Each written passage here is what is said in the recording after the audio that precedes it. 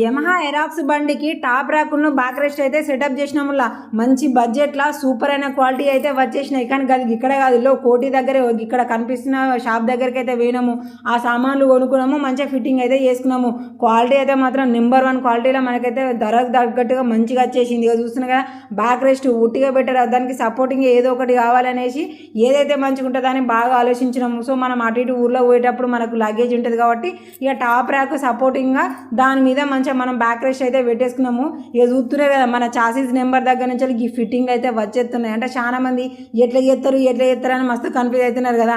ఈ నుంచి ఫిట్టింగ్ అయితే ఎగ్దామ్లు ఉన్నాయి, పడుతున్నాయా లేవా అని కూడా చూసి ఎక్కడైనా కొలతలు తేడా ఉంటే దాన్ని మంచిగా అడ్జస్ట్ చేసి మరీ ఫిట్ చేస్తున్నారు. మరి మనం ఆన్లైన్లో ఆర్డర్ ఇచ్చుకుంటే ఇవన్నీ మనకు చేయరాదు కదా. సామాన్లు ఉంటేనేమో మంచిగా ఉంటుందా, మన దగ్గర ఎందుకు సామాన్లు ఉంటాయి.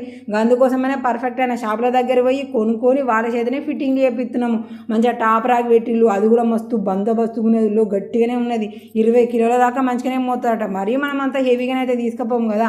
అది సెట్ చేసిన తర్వాత కింద నుంచి వెళ్ళి మంచిగా సపోర్ట్కి కూడా బోర్డులు అయితే మంచిగా ఫిట్ చేసిళ్ళు ఆ ఫుట్ రెస్ట్ దగ్గర నుంచి వెళ్ళి. ఇక ఇది అయిపోయిన తర్వాత బ్యాక్ రెస్ట్ దగ్గరికి వచ్చేసరికి ఇక అలా తీర్లు ఉంటున్నాయి. మాకు ఫస్ట్ తెచ్చిన తీరుదేమో దానికి సెట్ కాలేదు.